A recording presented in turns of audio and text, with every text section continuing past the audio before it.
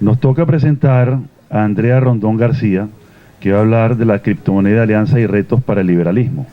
Y hay una noticia muy interesante sobre este tema, y es que el Departamento del Tesoro americano considera a la criptomoneda como moneda virtual descentralizada, por lo cual le da 3 atributos. Primero, la reconoce como moneda. Segundo, dice es virtual, no es física, no es material. Y por último, es descentralizada. Por lo tanto, el Departamento del Tesoro no tiene nada que ver con el control ni con las regulaciones de la criptomoneda. La Comisión de Valores norteamericana la concibe como un commodity y se rige por las normas de valores de los Estados Unidos.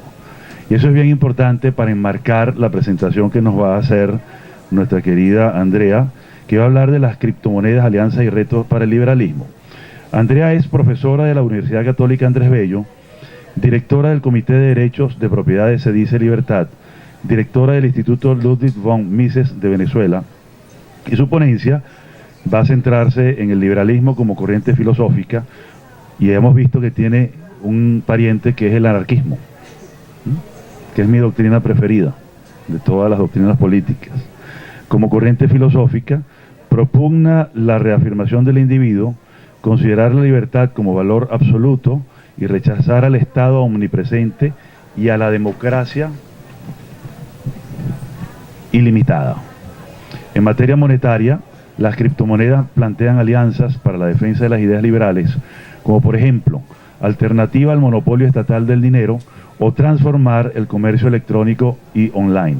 No obstante, también supone retos como la consolidación de la confianza en ella ante las constantes fluctuaciones o hackeos de páginas. Se trata de un tema que está lejos de haber fracasado, aunque tampoco se puede cantar victoria. Andrea, adelante. Gracias por la presentación. Buenas tardes, gracias por estar aquí presentes. Gracias por estar aquí presente hoy viernes en la tarde y para escuchar. Es un tema apasionante, la verdad. Yo la primera vez que escuché del Bitcoin fue hace como 3 años y lo escuché de un estudiante de economía. Y lo escuché porque él decía, mi forma de ahorrar y de resistir, no de evadir, y de resistir el control de cambio, porque el control de cambio es ilegal e inconstitucional, así que tú no evades lo que es ilegal e inconstitucional, tú te defiendes de lo que es ilegal e inconstitucional, tú te resistes de lo que es ilegal e inconstitucional. Él decía, mi forma de resistir el control de cambio es el Bitcoin. Así que en Venezuela nosotros recibimos la noticia del Bitcoin, de la criptomoneda, como una forma de resistir una de las políticas más nocivas contra la propiedad privada, que es el control de cambio, que tiene ya más de una década. Así que hoy, lamentablemente, no voy a hablar solamente de tecnología, que es el Bitcoin o las criptomonedas. Voy a hablar sobre formas de resistir el totalitarismo, que es lo que estamos viviendo hoy en día, una dictadura, y es una dictadura moderna. El socialismo del siglo XXI utiliza políticas modernas, utiliza la política monetaria para oprimir al ciudadano promedio, para despojarlo de sus derechos más fundamentales, que son sus herramientas frente al Estado, como es la propiedad privada. Entonces, digamos, cuando yo hablo de este tema, lo hablo como una ciudadana, pensando todos los días cuando yo me levanto, cómo voy a limitar este Estado, cómo voy a limitar al petroestado y más específicamente cómo voy a limitar a este narcoestado, que además ha instaurado una dictadura. Y mi forma de hacerlo es pensando cómo lo limito, cómo me defiendo frente a él. Como abogada, estas son las formas que yo concibo y que yo entiendo. Por supuesto, como liberal, tengo una visión bastante optimista de las criptomonedas. Así que podrán ver un sesgo en esta exposición.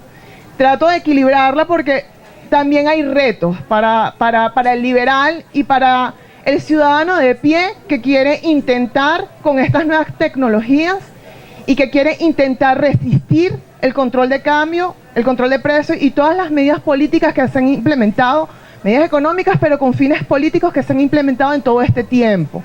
Entonces también supone retos, también supone obstáculos. Por ejemplo, la mejor forma de desarrollarse las criptomonedas es el Internet. Ustedes saben cómo está el Internet en Venezuela. Eso es una política de Estado, para que no puedas defenderte a través de estas nuevas opciones que te ofrece el mundo moderno, una sociedad libre. Claro, cuando yo digo cuáles son los retos y cuáles son las alianzas que tengo a través de las criptomonedas para el liberalismo, pues tengo que empezar por definir a qué me refiero por filosofía liberal.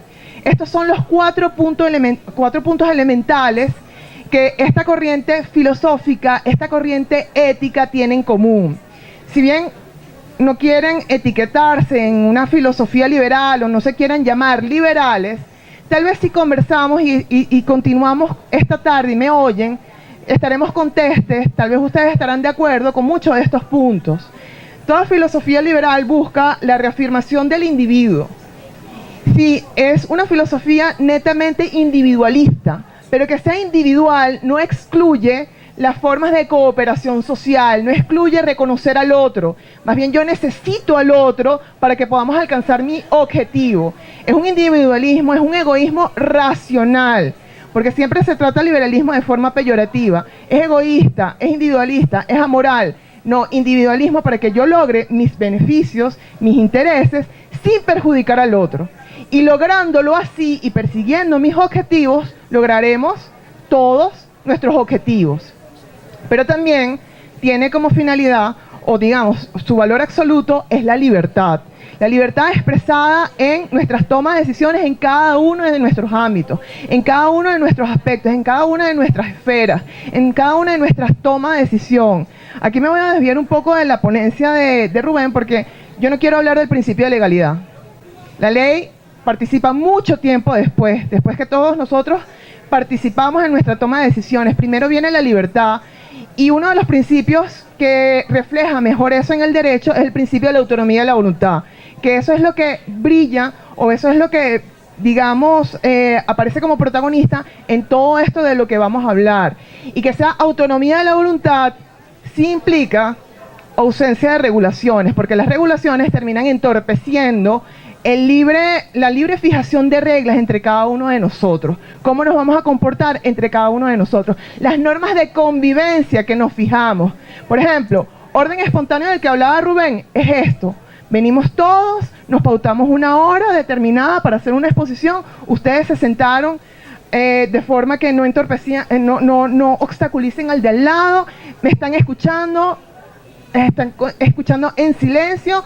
Son normas que nos hemos fijado de convivencia implícitas. Eso es el orden espontáneo y eso lo vamos a ver en cada uno de los ámbitos. Eso lo vamos a ver aquí con el Bitcoin o las criptomonedas. Por supuesto, la contracara de esto es un rechazo al Estado omnipresente.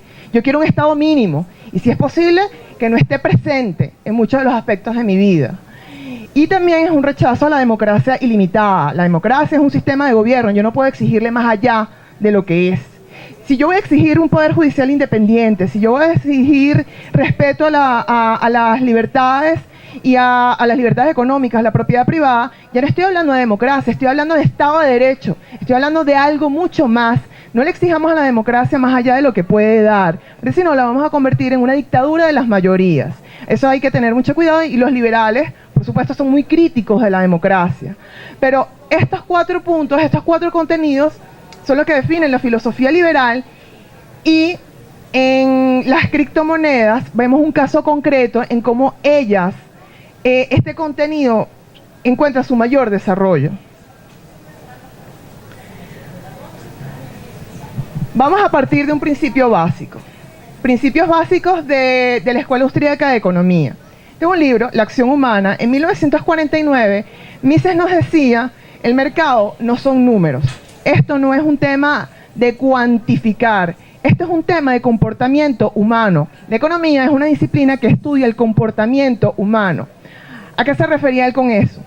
Por ejemplo, cuando se habla del mercado, las fallas del mercado, los vicios y errores del mercado, señores, cuando hablamos de mercado estamos hablando de todos y cada uno de nosotros tomando decisiones racionales para alcanzar unos fines determinados, unos objetivos determinados. Es decir, yo me propongo como individuo, como ser humano, un proyecto de vida. Tengo unos fines, unos propósitos al que alcanzar. Yo me voy a establecer unos mecanismos, unas vías que trato que sean las más idóneas y eficaces posibles para alcanzar esos objetivos. Se supone que persigo fines que considero valiosos de acuerdo con mis propios códigos de valor. Y cuando yo hablo de código de valor, esto tiene un contenido. Estoy hablando de un egoísmo racional. Yo persigo mi propio interés sin perjudicar al que está al lado. Y en todo esto, en la toma de decisiones de cada uno de nosotros, buscando nuestro mayor beneficio, el derecho aparece al final, cuando existen reclamos o cuando alguno de nosotros en esa toma de decisiones busca abusar en el ejercicio de sus derechos y libertades en detrimento de los ejercicios de libertades del otro. Es decir, las regulaciones aparecen después. No vienen a decir cómo se va a hacer algo, cómo nos vamos a relacionar cada uno de nosotros. Eso lo hacemos nosotros. Porque quienes mejor sabemos cómo me voy a relacionar con el otro, somos nosotros. El derecho y las regulaciones aparecerán después. Yo no necesito que una autoridad del Estado me reconozca una criptomoneda. Me diga, es un bono. Me diga, yo no necesito eso. Gracias por el reconocimiento, pero no gracias. No lo necesito. Cada uno de nosotros, fijando o depositando nuestra confianza en cada uno de esos instrumentos, le estamos dando reconocimiento. Es no desconocer nuestra toma de decisiones. Esa es la criptomoneda. Cuando empezamos a regular las criptomonedas, empezamos a desnaturalizar esta institución. Para empezar.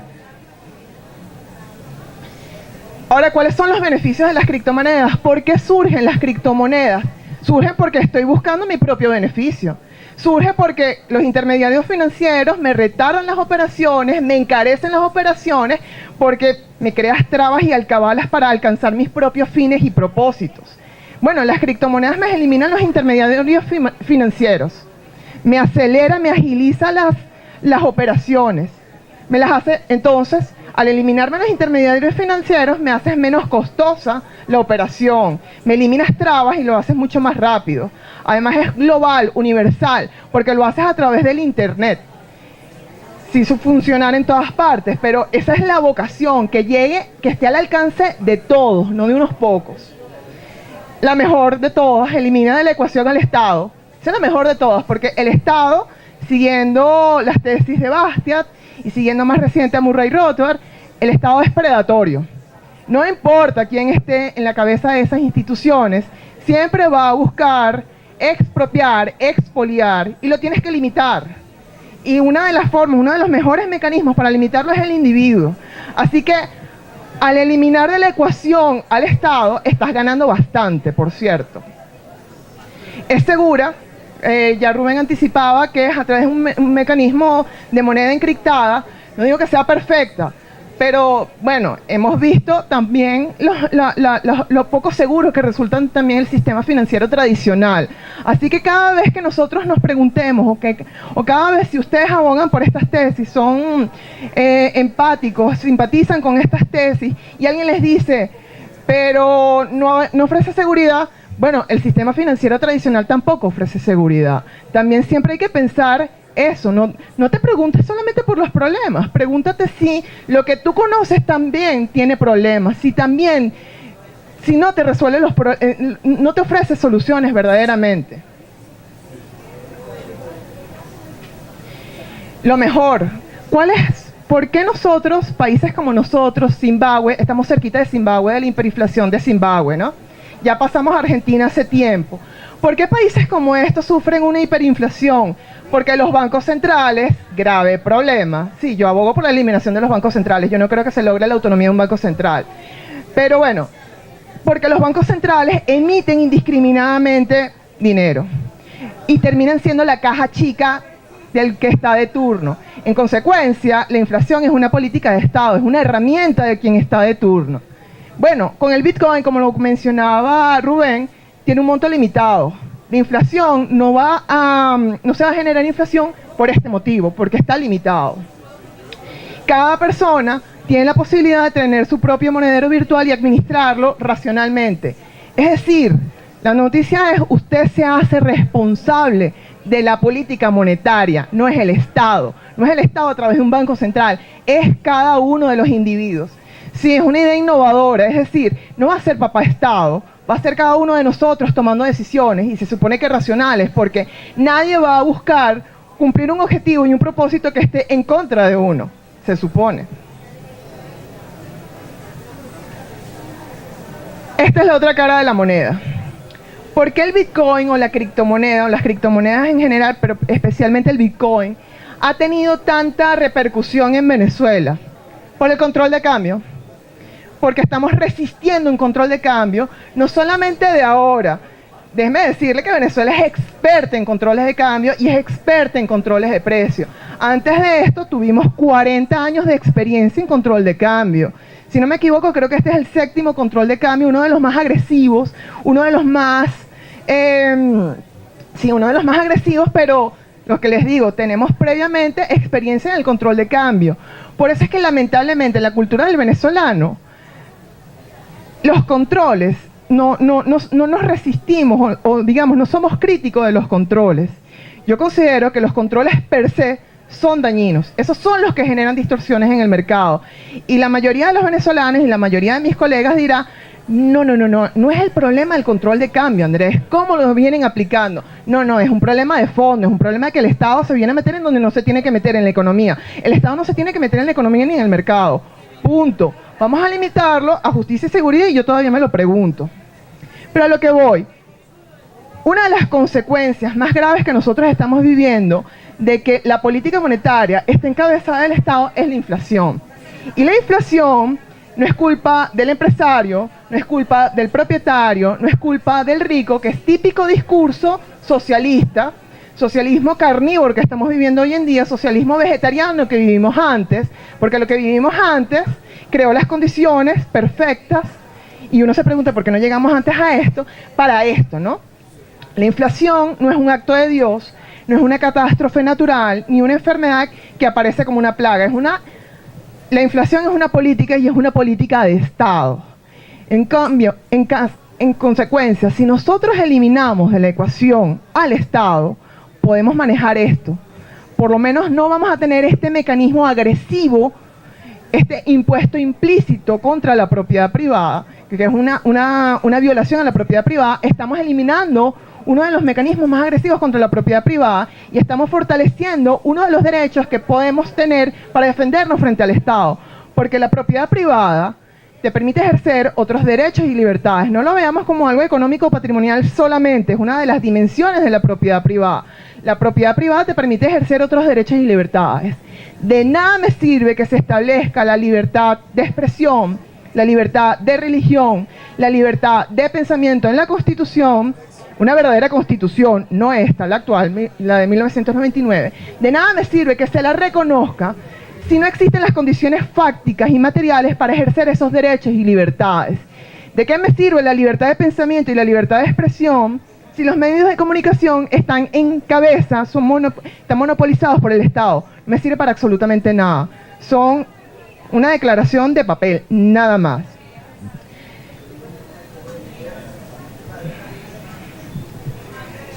¿Por qué también surge el Bitcoin o las criptomonedas? Porque el bolívar, gracias a la inflación, se convirtió en nada. Moneda basura. De hecho, nosotros hemos llegado a la economía del trueque. Esta foto es de un restaurante de Caracas. Esta foto dice, trueque, 2 litros de aceite o 4 harina pan por un plato mixto. No me interesan tus bolívares porque de verdad me vas a dar papel. Me vas a dar papel de monopolio. Eso significa cuando ya el bolívar no es un instrumento de pago. Cualquier cosa termina siendo un instrumento de pago, menos el bolívar. Gracias a esta coyuntura, así como vemos lo malo, también debemos reconocer lo bueno. En las dictaduras también surge ese ímpetu de querer resistir a lo que está ocurriendo. Han surgido muchos movimientos libertarios liderados por jóvenes que gracias a Dios no han corrido en estampida del país y han liderado estos movimientos y por lo menos cuando se debatía ¿a qué te refieres con el artículo 350 de la Constitución? ¿A qué te refieres con desobediencia civil? Bueno, ellos decían, una forma de desobediencia civil es abandonar el bolívar y empezar a usar otra moneda. Yo sé que es fuerte lo que se está diciendo, pero son ideas. Por lo menos no te limitas solamente a elecciones, ¿no? Por ejemplo, bueno, abandona el bolívar. Cualquier moneda que no sea bolívar es válida, pero una de las más versátiles, fiables y 100% libre de restricciones es el Bitcoin. El Bitcoin terminó siendo una forma de resistir el control de cambio. Es una forma de resistir el control de cambio y detrás del control de cambio un petroestado, un narcoestado, un totalitarismo. Terminó siendo una forma de defender nuestra vida, porque nuestra primera propiedad es nuestro cuerpo. Es una forma de defensa también contra el Estado. Este libro yo se lo recomiendo, Diálogo de Conversos. No hay gente más clara que aquellos que hoy en día defienden las sociedades libres y el libre mercado, y hace unos años eran comunistas, porque se dieron cuenta de su error. Estos dos autores, que son chilenos y abogaron por y defendieron la democracia de Allende, y que luego tuvieron que escapar y vivieron ciertas experiencias que los hicieron ver, no, respetando los derechos y libertades individuales, limitando el poder del Estado, es que efectivamente logras el bienestar de cada uno de los ciudadanos, se convirtieron. Y en Diálogo de Conversos, ellos describían cómo en la economía de Allende, cómo en el gobierno de Allende en esos 3 años, estatizó toda la economía. Pero cuando yo les digo estatizar toda la economía, luego de haberles explicado a qué me refiero con economía, y luego de haberles explicado a qué me refiero con mercado, ¿ustedes se imaginan estatizar o tratar de imponer prohibiciones a cada una de nuestras conductas? No lo puedes lograr. Así como estableces un control de cambio, un control de precios, inevitablemente va a surgir un mercado negro. Inevitablemente van a surgir mecanismos alternativos, porque es el individuo tratando de sobrevivir. Cuando me refiero a mercado, es todo y cada uno de nosotros tomando decisiones que se espera que sea lo más racional posible para cumplir nuestros objetivos y propósitos. Ellos decían en Diálogo de Conversos, el mercado, o sea, nosotros, siempre se abre camino. Tú tratabas de estatizar y le cerrabas la puerta al mercado, el mercado entonces abría la ventana. Eso es el Bitcoin. Tú tratas de controlar, establecer controles de cambio, surge el Bitcoin, por ejemplo, surgen las criptomonedas, por ejemplo. Nosotros los venezolanos no somos ajenos a las criptomonedas porque la forma que hemos conseguido de resistir este totalitarismo ha sido a través de estas tecnologías. Por supuesto, tiene sus retos, por supuesto, hay sus obstáculos, por supuesto, es volátil, fluctúa, el valor de esta moneda fluctúa, porque además nació en el 2009, 2008, es decir, es de poca data, está naciendo apenas. Por supuesto, es ensayo y error. Uno de los intermediarios financieros, que también lo mencionó Rubén, fue hackeado. Es algo así como que le robaron sus Bitcoin. Y por supuesto hubo, digamos, una publicidad muy adversa, muy negativa en contra del Bitcoin y de las criptomonedas en general, en lugar de decir, no existían los mecanismos de seguridad idóneos, pero no de atacar la esencia misma de la criptomoneda. Bueno, eso ocurre. Así como los bancos tradicionales, el sistema financiero tradicional tiene sus fallas, esto también tiene sus fallas, obviamente. El aprendizaje es difícil.